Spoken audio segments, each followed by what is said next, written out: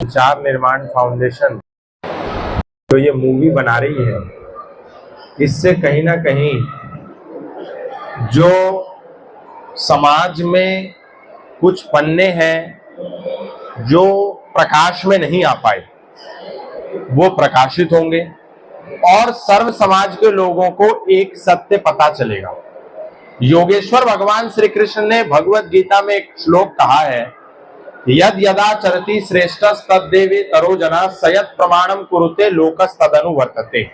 समाज में जो श्रेष्ठ लोग होते हैं, सामान्य वर्ग उन श्रेष्ठ लोगों का अनुसरण करता है, उनको आइडियल मानता है, उनको आदर्श मानता है और उनके पद चिन्हों पर चलता है।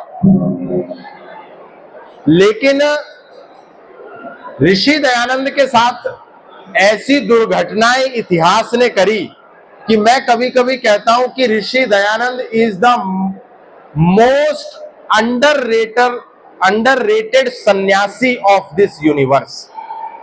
सबसे कम मूल्यांकन उनका इस इतिहास ने किया और उन्हीं के स्थान पर कुछ ऐसे सन्यासी इस देश में हुए जिनका इतना ज्यादा ओवररेटेड रेटिंग की गई कि आज देश का नौजवान यदि ऋषि दयानंद और एक दूसरे सन्यासी को सामने रख दिया जाए तो वो उनको पहचान नहीं पाएगा, लेकिन दूसरे वाले को पहचान लेगा। जबकि दूसरे वाले ने क्या काम किया, एक केवल अंतरराष्ट्रीय स्तर पर भाषण देने के सिवा दुनिया का कोई व्यक्ति उनका उस भाषण के सिवा कोई काम नहीं बता सकता। पर ऋषि दयानंद ने क्या काम नहीं किया वो कोई नहीं बता सकता। तो इसलिए ये जो मूवी है उस आदर्श को दुनिया के सामने प्रस्तुत करेगी कि यदि हमको किसी सन्यासी को आदर्श बनाना है तो एक ऐसे सन्यासी को अपने जीवन का आदर्श बनाना है जो ना तो जीवन में दुर्व्यसनी था, ना कोई मांस भक्षण करता था, ना उसके जीवन में किसी भी प्रकार का ऐब था।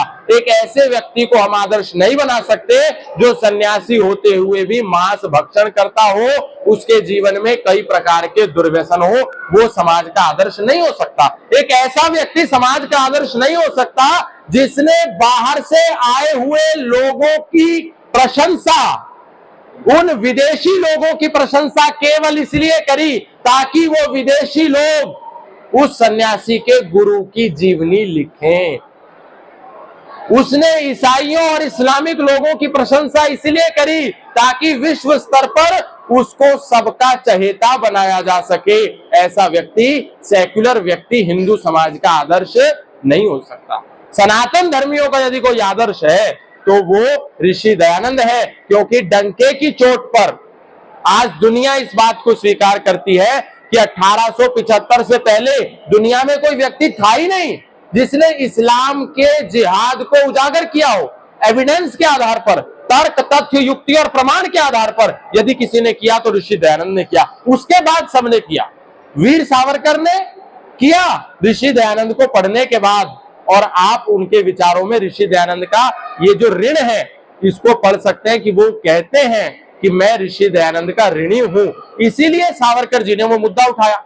लेकिन आज सावरकर को मैंने क्या बोला, समाज में श्रेष्ठ व्यक्ति का अनुसरण समाज का सामान्य वर्ग करता है, लेकिन इतिहास में क्या किया, जो श्रेष्ठ पायदान था उस पायदान से श्रेष्ठों को हटा करके अश्रेष्ठों को बिठा दिया, या तो श्रेष्ठों को हटा करके अश्रेष्ठों को बिठा दिया, या श्रेष्ठों के चरित्र का हनन कर दिया। तो वीर सावरकर जो थे वो उसके शिकार हुए, उनके चरित्र का हनन करके कहा ये तो माफी वीर है। क्यों? सिर्फ इसलिए क्योंकि वो सनातन की आवाज उस समय मुखरता से उठाते थे। ऋषि दयानंद को कहा कि ये तो नास्तिक है, परमात्मा में विश्वास नहीं करता। क्यों? क्योंकि उन्होंने किसी भी विचार से समझौता नहीं किया, केवल एक ही विचार का प्रचार किया, वो था सत्य का विचार। तो हमारा आदर्श कौन होना चाहिए, इस विचार को हमें चिंतन करना चाहिए और अपने नौजवानों को बताना चाहिए। आप सोच करके देखिए, अगर कोई आपके बच्चों को गुटखा खाना, शराब पीना, सिगरेट पीना, जुआ और सट्टा खेलना सिखाता है तो उस व्यक्ति के बारे में आपके दिल में क्या विचार आता है? यही कि मैं उसको गले से लगाऊं, यही कि मैं उसको गले से लगाऊं, उसको शाबाशी दे आऊं और तो और उसके साथ फोटो खिंचवाऊं और उसके सम्मान में उसे 300-400 रुपए दे के आ जाऊं? नहीं ना, बड़ी बेतुकी सी बात है। लेकिन ऐसा करने वालों को आप लोगों का ही तो साथ है। बीइंग ह्यूमन, इंसान बनो कहने वाला सलमान, बीइंग ह्यूमन इंसान बनो सिखाने वाले सलमान को राजश्री पान मसाले में टशन नजर आता है। अजय देवगन और शाहरुख का जोड़ा विमल के दाने दाने में केसर का दम बताता है। सैफ अली खान पान बहार पहचान कामयाबी की गाता है। और शर्म तो तब आती है जब सहवाग और गावस्कर जैसा सीनियर प्लेयर अमिताभ और रणवीर की तरह कमला पसंद पान मसाले को नई जनरेशन की नई सोच बताता है। और इतना ही नहीं, सुपर 30 जैसी फिल्म बनाने वाले ऋतिक को, सुपर 30 जैसी फिल्म बनाने वाला ऋतिक देश के नौजवानों को 3 पत्ती के सट्टा खेलना सिखाता है। और 3 इडियट का 3 तेगड़ा शर्मन, माधवन, आमिर क्रिकेटरों के साथ मिलकर ड्रीम 11 के सट्टे और जुए के गुण देश के नौजवानों को सिखाता है। इन क्रिकेटरों, इन फिल्म स्टारों ने गुटखा खाना एक आम बात और खेल के मैदान को जुए और सट्टे का अड्डा बना दिया। और ये जो दुर्व्यसन पहले कुछ कुछ लोगों में दिखाई देता था, इन सारे झूठे आदर्शों ने ये दुर्व्यसन आज देश के घर घर में पहुंचा दिया। और हमने इस पर विचार ही नहीं किया। हम इन्हीं की मूवी देखते रहे, इन्हीं का आईपीएल जैसे ही आता है हम शाम को बैठ जाते हैं। और देश का एक बहुत बड़ा नौजवान का वर्ग मैच शुरू होने से पहले ड्रीम 11 पर सट्टा लगा देता। मतलब पहले जब चौक चौराहों पर बैठ करके कुछ लोग सट्टा खेला करते थे, जुआ खेला करते थे, समाज उसको हीन दृष्टि से देखता था, उनके साथ व्यवहार नहीं करता था। लेकिन आज हमारे घर घर में नौजवान ये डिजिटल सट्टा खेल रहा है और हम इस पर चिंता नहीं कर रहे, चिंतन नहीं कर रहे, मनन नहीं कर रहे, विवेचना नहीं कर रहे, समीक्षा नहीं कर रहे, मंथन नहीं कर रहे और इसके समाधान की ओर आगे नहीं बढ़ रहे। तो ये छोटी छोटी बातें हैं, लेकिन ये छोटी बातें कब बड़ी बातें बन जाएंगी और देश का बच्चा बच्चा इस जुआ और सट्टा और ये गुटखा और शराब और सिगरेट और मांस और मदिरा इनसे जुड़ जाएगा, ये हमको पता भी नहीं चलेगा और भारत की मूल संस्कृति नष्ट हो जाएगी।